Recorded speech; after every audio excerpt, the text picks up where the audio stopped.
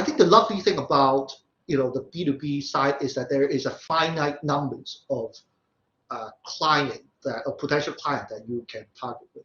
That number could be 10,000, or it could be 5,000, it could be 100,000, but but it usually won't sort of exceed that in terms of sort of B2B sort of context. So I think the first step is as a company, you need to clearly identify what the database of your client, of your potential client is.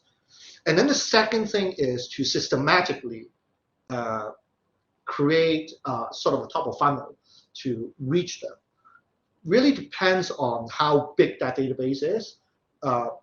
In a lot of B2B contexts where, for example, a SaaS software is providing disruptive services to sort of traditional service provider.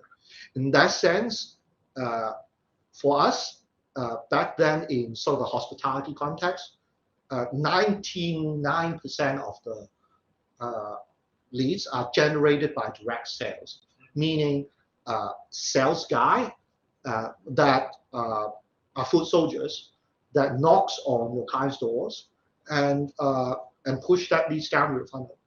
And basically, I think it is the most effective sort of way to acquire a customer. And essentially, you are buying relationships rather than sort of buying leads, because you're hiring from folks within the industry to endorse your product, and they have their own needs and relationship that they build in the market.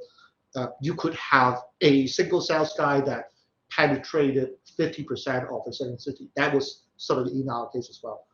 And the best way to fuel that sales engine, for me, that's not really sort of a tech play or whatnot. It's a very traditional foot soldier sales play that you want your sales folks to be single-mindedly pushing your product to a potential customer and putting that signature down on the contract. And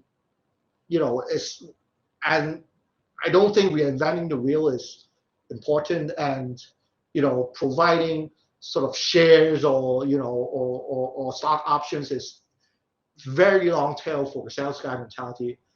The most effective way for me is also simply sort of commission.